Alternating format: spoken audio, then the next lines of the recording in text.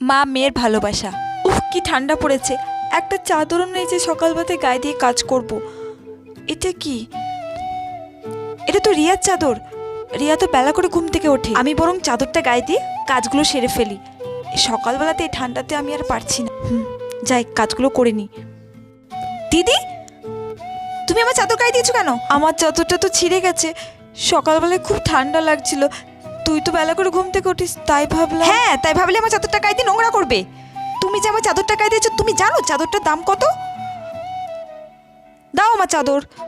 নিজে তো কেনার সামর্থ্য নেই, আমার চাদরটা গায়ে দিয়ে নোংরা করছো।